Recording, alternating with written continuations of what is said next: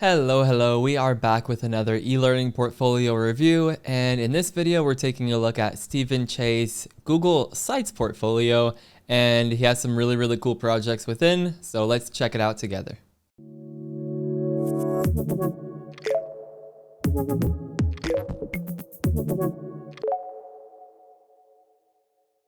So once again, we are going to look at a portfolio built with Google Sites. And this is a completely free tool. It is limited, but it is really cool seeing what people like Steve, or Steven, which is his full name, and Haley Steinberg, whose portfolio we looked at in the last eLearning portfolio review. It's really cool seeing what they were able to accomplish with this tool. They've created some really high quality, really slick looking websites, and all they've had to pay for really is the domain itself.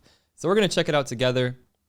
I first met Steve in the very first cohort of my eLearning portfolio bootcamp when I actually hadn't even built it yet, when I pre-sold it. So it's really cool seeing what Steve was able to accomplish with both his projects and the website itself. So it's really slick. Let's check it out here together. So here we are. We are on stevenchea.com. And it will bring you right here. And you probably already are having a reaction to this just because it looks so fresh and engaging. We have some really nice use of color here and shape. And Steve did this cool little custom illustration of himself here. So it's inviting. It definitely is fun, which is one of the words that Steve uses to describe his solutions here. And we're going to be paying close attention to the language that Steve is using just because it is very strong. Like, the copy is very good on this website. So if you're looking for inspiration, it will be cool to see how Steve took a fresh approach to this eLearning website copy. So really cool logo here in the top left. We have this really nice blue and yellow color scheme. One thing that would be nice to have up here is just Steve's full name, I think, just to kind of drive home that recognition. We'll never forget whose website we're on if we see it right here. It is in the URL, so it's not a huge deal, and it does look nice and clean just having this, but working the name into it probably could be a nice touch. So Steve's copy we have here below the fold is that he's passionate about designing and developing learner-centered experiences that are as enjoyable as they are effective. And I think that everything throughout this website kind of supports this thesis, if we can call it that. E-learning experiences that are enjoyable and effective. So cool angle that Steve takes on this with his portfolio, and he delivers on it with these projects, which we will look at in just a minute. And then we can see he also links out to his portfolio and his about page. So here we go, 3 projects. The magic number here when it comes to a solid e-learning portfolio that will help you land opportunities, 3 projects is a really good number to aim for. And we'll maybe hold off a minute before we dive into them, but again, he uses these nice high quality thumbnails. You know, I have a tutorial about how to do that, and every portfolio we look at together features these nice these mock-ups so that we can see them on screens of real people using them. So here we go, a nice call to actions to explore each project. So before we dive into those, let's see what else Steve has here. So if we're scrolling past those projects, maybe we've already looked at them or we just want to learn more about what Steve does. This is a section about what Steve kind of brings to the table. So the first thing here is personalization. So these are quite unique. These aren't just Steve's services. These are literally what makes working with Steve unique. So personalization. Steve tailors projects to a set visual and writing style that's appropriate for the intended audience. So he's saying, I'm tailoring my approach based on the audience. He wants to make sure that these experiences are usable. So ease of use is at the top of mind so that people can jump in and get started right away. Responsiveness. Notice how the icons are supporting these sentences. Steve creates scenarios that responded differently to learner choices, giving extra help where it's needed most. So this is what I mean by the copy. Like, this does really seem to set apart his approach and his solutions to what you think of when it's like standard e-learning. So these are all really driving home that learner-centric approach, like fun, engaging. So accessibility, very important. Steve mentions that he designs to these accessibility standards. Make sure that everything is very quality assured, very smooth and error-free. And he highlights this gamification piece as well to keep it fun and engaging. And he mentions practice opportunities, which is in line with action mapping. So all around, really nice. This is just really nicely done, right? A lot of the times it's just like my service is e-learning, storyboard, Generally, most people who list services in the instructional design space will have a very similar set of services, but I have not seen anyone with a kind of icon set like this with these kind of headings and sentences. I think this really does a lot for Steve here. So if you're trying to do something like this for your portfolio, think about what makes your work different. What is your unique approach? Who are you designing for? So nice section there. Here we have one testimonial about how Steve's work helps someone's team work more independently and with more confidence. So really cool. Maybe one thing that would make this better is just to have a little profile photo of the person who left this testimonial. It might make it seem a bit more legitimate and just a bit more personal as well. Once we get to the bottom, we have this get in touch call to action with Steve's email address and a call to action to message him through LinkedIn if that works better. Also, we can see some of this kind of repeated here in the footer. I think my big suggestion with the footer would probably be to bring these three pieces into alignment. Maybe we just have them all centered right here. Instead of having this left alignment here and another left alignment here, maybe we either have them all left aligned over here on the left, or we can have them all centered, both center alignment and with the center point of each line in the center of this footer, and just have it as like three separate rows instead of having a separate piece over here. But really solid. Let's dive into the projects, right? This is where it gets into the fun part. So I'm just going to open them in new tabs. The first one, this is the customer connection. This is the one that we got to see come to life in the bootcamp, and we got to see Steve's kind of fresh take on the flagship project, which introduces a lot of learner choice. And you'll see just some really nice user interface design as well. I'm going to open up the demo in another tab too, so that we can dive into that when we're ready. But as always, as we see with these projects that come out of the bootcamp, they have these really solid write-ups. Steve tells us a quick couple of sentence summary about who this project is for. It's for customer support staff at an IT company, and we want to help them have productive, satisfactory interactions with customers via email, particularly when there's a communication barrier. So very well said. We know who this project is for and what the purpose is, and he even sums up some of this stuff here. And look at this, the tools used: Storyline, Figma, Affinity Designer, and MindMeister. We know the responsibilities and we know who the audience is. Someone that Steve says that, yeah, he's like vigorously trying to support and design his experiences for. So really cool. We're not going to dive into all of this, but you can feel free to visit this on your own time if you want to learn more about the project. But we can see Steve really dives into the problem and the solution. He has screenshots throughout. We probably could try to present this over a white background just so it blends in a bit more nicely and we don't have these sharp, dark, thin little lines around this nice screenshot. But here we go. And then the only other little thing I noticed here is it might be good just to have these headings in this text flush to the left so that the text isn't indented with the, and the photos are like flush with the left. It might be good just to have that strong left line with the text, the images, and everything. But here we have it. Yeah, we can scroll down. We can literally see this project come to life in this write-up. Here we are in Adobe, or in Figma, I believe, which is where Steve iterated on all of the visual designs before moving them into Storyline. We can see the storyboard. We can see some screenshots of the development process. We see all of these triggers. Like, look at how long, look at the scroll bar size. Like, we know there are a lot of triggers on this section here. So if I'm looking for someone who knows Storyline well, this is definitely helping Steve get some credibility. And there we are, results and takeaways, and these calls to actions at the bottom. We probably could have a more conversational call to action, like, you know, feel free to reach out anytime, and then the email address, or maybe that's hyperlinked in the footer. Or maybe we just have a button down here at the end that brings us right into our email client, for example. But overall, really solid write-up. And let's see the project, right? This is the exciting part. So the customer connection, a training on how to have more successful interactions with your customers. All right. So we meet Vernon. This is someone else that Steve illustrated. And Vernon will be our guide today. So I'm not going to read this word for word, but it's just a nice little intro from Vernon. So he's letting us know what our goal is and what the outcome of performing well will be. Here we go. Each customer that we help is going to rate their experience on a scale of 1 to 5.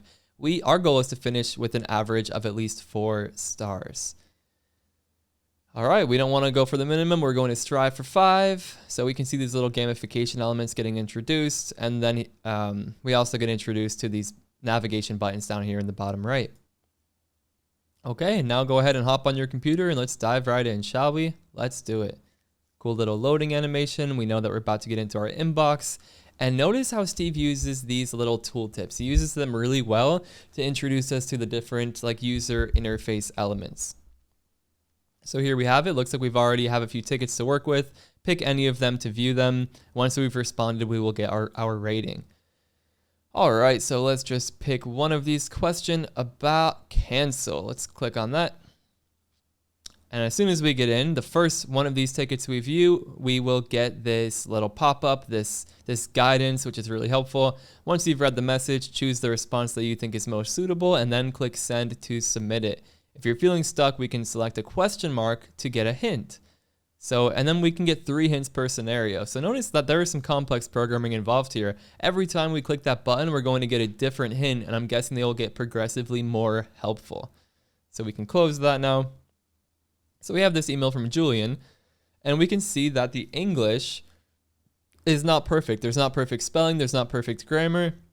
And this is what Steve was referring to about supporting customers who maybe, supporting customers where there are communication barriers at play. So if we try to get a hint, English seems to be the customer's second language, so keep your wording simple. Nice. So now when we're looking at these different responses, we know we want to try to use some simple language and try not to make it too fluffy.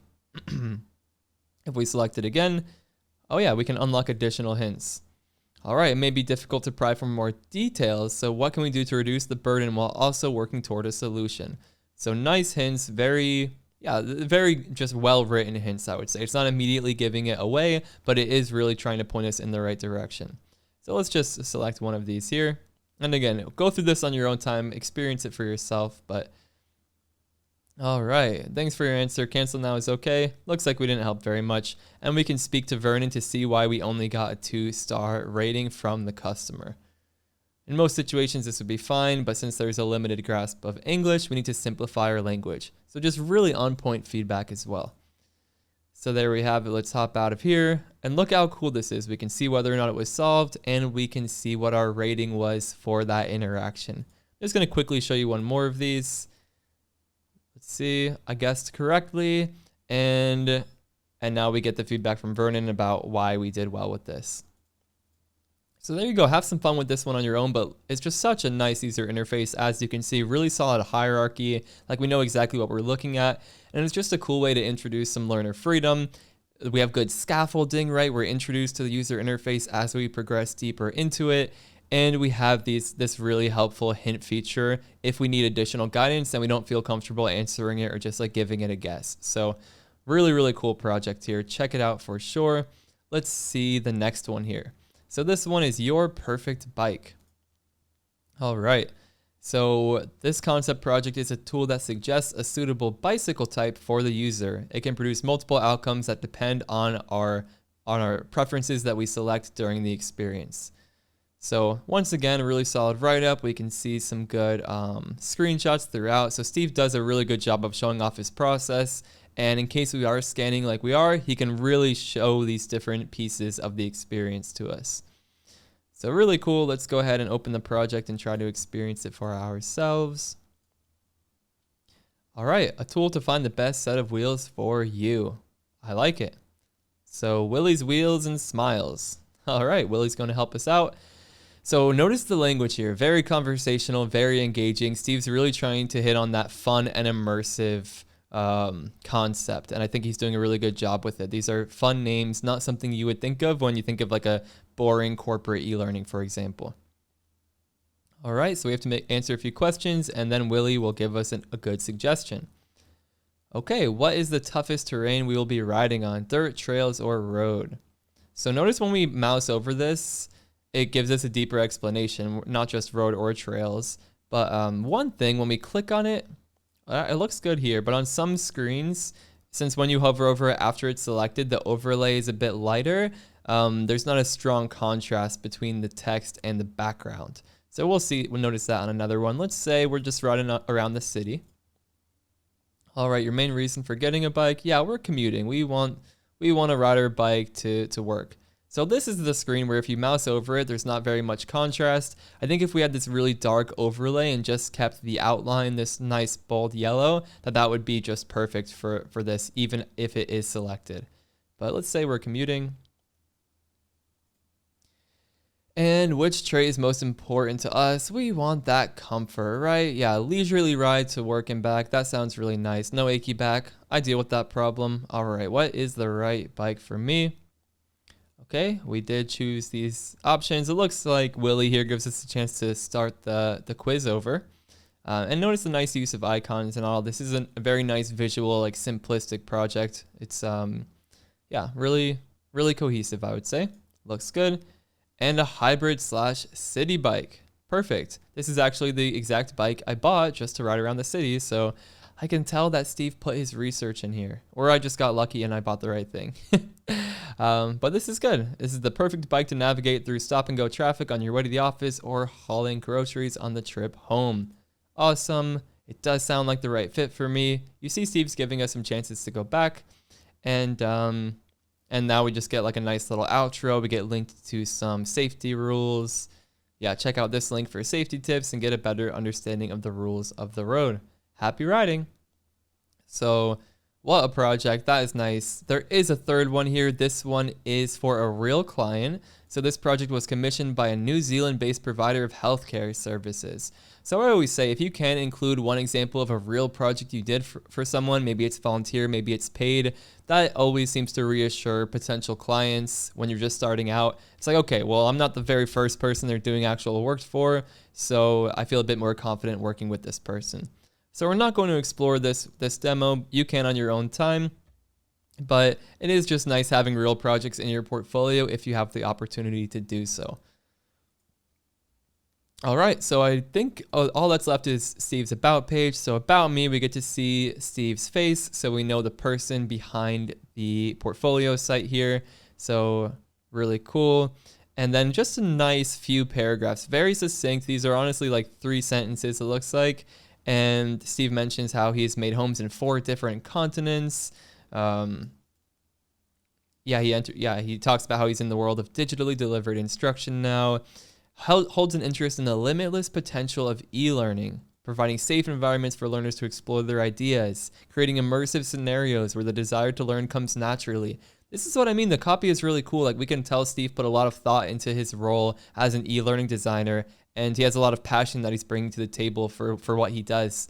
And yeah, look at this, the master's degree in digital learning games. So what a perfect portfolio for a specialization like this. So yeah, I have a feeling Steve's going to be continue to do some really cool work. So definitely keep an eye on this space. I'm sure Steve would be happy to connect with you on LinkedIn, but bookmark this site if you want. It's definitely some good inspiration. And here's another spot where the copy is just really on point. Learner-centered design. One size does not fit all e-learning experiences shouldn't either. True understanding. So Steve mentions he goes beyond the learning outcomes and strives to really understand the needs, barriers, and motivations of the intended audience. And just really cool. These really solid 4 bullet points. We probably don't need as much spacing between this heading and these points. Could probably tighten that up a little bit. But again, Google Sites is fairly limited, so maybe Steve is just doing the best he can here. And then the last thing with the tools. Again, the alignment just seems a little off here. Like, I noticed the headings were all center aligned, but then these bullet points, they don't start out on this strong left line, and they're not centered.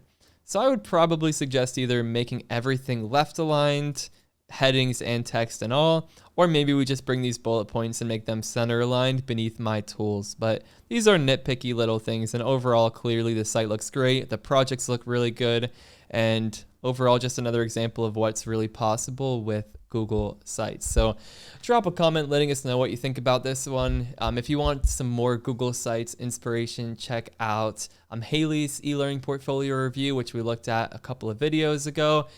And of course, if you are interested in the instructional design portfolio bootcamp, and we can help you create a project and a website just like this, then go ahead and go to idbootcamp.com and let me know if you have any questions about that. But overall, thank you if you made it this far, and I will see you in the next video. Bye for now.